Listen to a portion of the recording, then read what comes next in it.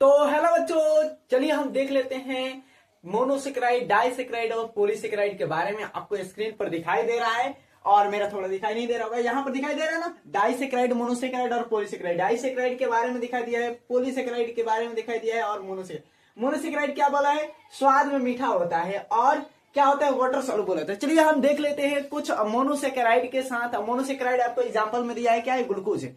हम ग्लूकोज के साथ देख लेते हैं क्या है मोनोसेकेराइड। आपको ये ग्लूकोज दिखाई दे रहा है, आपको ये क्या है, ग्लूकोज है, क्या है, ये ग्लूकोज दिखाई दे रहा है।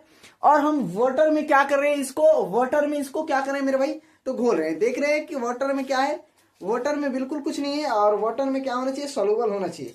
आपको दिखाई दे रहा है, नहीं दिखाई देगा, वाटर में कंप्लीटली सॉल्युबल हो चुका है। ये क्या है, ग्लूकोज है ना। तो आपको पता है कि ग्लूकोज क्या है, सबसे सिंपलेस्ट है, सबसे सरलतम है। आपको ये दिखाई दे रहा है, सबसे सिंपलेस्ट होता है, सबसे सरलतम होता है और स्वाद में क्या होता है, मीठा भी होता है। आपको क्या दिखाई दे रहा है, वाटर में सॉल्युबल हो गया, समझ में आ गया क्या हो रहा है, मीठा होता है। फॉर्मूला क्या होता है आपकी, इसकी फॉर्मूला आपको C6H12O6 होता है। ग्लूकोज होता है, फ्रुक्टोज होता है। जो फ्रुक्टोज कहाँ मिलता है आपको पता ही है कि जो फल होता है, फ्रूट होता है, उसमें क्या होता है, फ्रुक्टोज होता है आपको।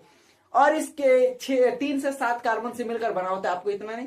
और हम फिर क्या देख लेते हैं, आपको डाइसेकेराइड। तो डाइसेकेराइड आपको क्या दिखाई दे रहा है मेरे भाई, डाइसेकेराइड आपको चीनी दिखाई दे रहा है ना, चीनी आपको डाइसेकेराइड है ये। और इसको हम अगर पानी में घोलना चाहे, अगर इसको पूरा हम पानी में घोल दे तभी क्या होगा, वैसे ही क्या होगा, घुल तो जाएगा, स्वाद में मीठा भी होता है।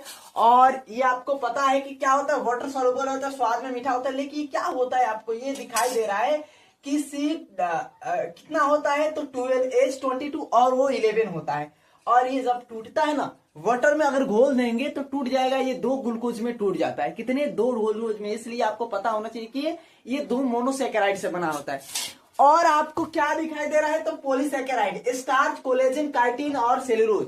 ये आपको दिखाई दे रहा है हेटेरो और होमो में आपको दिखाई दे रहा है। आपको ये दिखाई दे रहा है, ये क्या है, प्लांट है। और प्लांट की जो सेल वाल किसकी बनी होती है, सेलुलोज की बनी होती है। इस प्लांट की सेल वाल किसकी बनी है मेरे भाई, सेलुलोज की बनी होती है। आपको ये पता होना चाहिए कि जो सेलुलोज होता है, क्या होता है, ग्लूकोज का होमोपोलीमर होता है। क्या होता है, होमोपोलीमर होता है। ये आपको दिखाई दे रहा है ना, क्या दिख रहा है, सेलुलोज दिखाई दे रहा है। ये सेलुलोज क्या होता है, होमोपोलीसेकेराइड होता है। क्या होता है, होमोपोलीसेकेराइड होता है। मतलब कि जो एक तरह के क्या होते हैं, ग्लूकोज से मिलकर बने होते हैं, एक ही तरह के ग्लूकोज से मिलकर बनाते हैं। आपको अगार अगार दिखाई दे रहा है, हिपैरिन। हिपैरिन जो लिवर से निकलता है, हिपैरिन, हिप्पा मतलब लिवर से ही निकलता है ना।